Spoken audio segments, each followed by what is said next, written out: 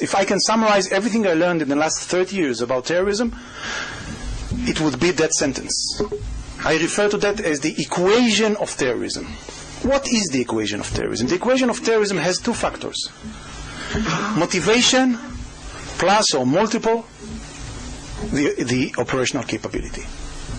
Which means when you have a group of people that has both motivation to attack, to conduct terrorist attacks, and they have the operational capability that allows them to materialize the motivation, you are going to suffer from terrorist attacks. By the way, from the equation of terrorism, we can learn what is the equation of counterterrorism. The same equation. In counterterrorism, you need either to lower down the motivation that leads to terrorism, or lower down the operational capability that leads to terrorism. On the face of it, it's enough to deal with one factor. Because if you would have a group of people that has high motivation, but they cannot materialize the motivation, a terrorist attack would not be conducted, and vice versa. If they have high level of operational capability and no motivation, again, you are not going to suffer from terrorist attacks. That's the good news. The bad news is that dealing with one factor is not a solution for terrorism. Once you are trying to lower down the operational capability of the terrorist, how do you do that? Only one way. You attack them.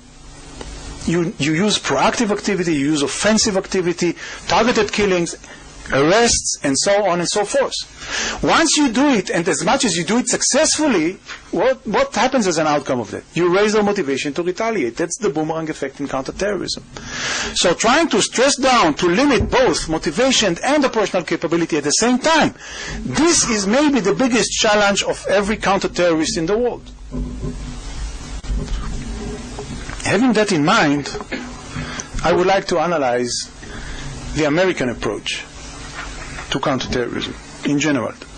President Bush, in his counterterrorism policy, he was focusing, after 9/11, in lowering down the operational capability of the terrorists. The outcome was the war in Afghanistan, the war in Iraq, and so on and so forth.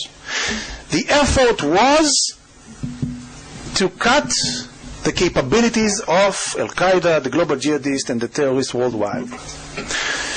I would say that he didn't pay enough attention, and I'm saying that not in a retrospective point of view. I have concrete letters that I wrote to his administration at that period of time. He didn't pay enough attention to the need, simultaneously, to deal with counter-motivation. It started at the end of his term, but it was too late. President Obama came with the opposite policy. President Obama came with a clear understanding that there is a need to deal with the motivations.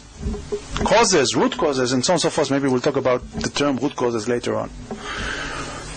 So we need to deal with the motivations, but he didn't really get it, in my view, that there is at least the same level of need to deal with the operational capability of the terrorists.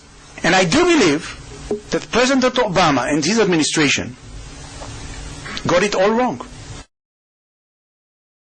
Turkey represents the other way of being a Muslim.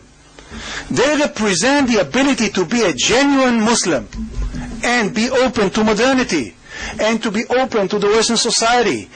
And Turkey is turning into an important member of the Iranian axis in the Middle East and the Arab world. So we see that in the zero-sum game in the last 10 years, the pragmatic axis is losing, i.e., United States is losing. And when people are asking me, what is the subject matter of your next book? I'm telling them, let me tell you what is the subject matter of Condoleezza Rice's next book. And this was to introduce democracy to the Muslim world. Democracy will win. Democracy will solve the problems. This is the miracle solution. We will just introduce that to the Muslim world and everything will be fine.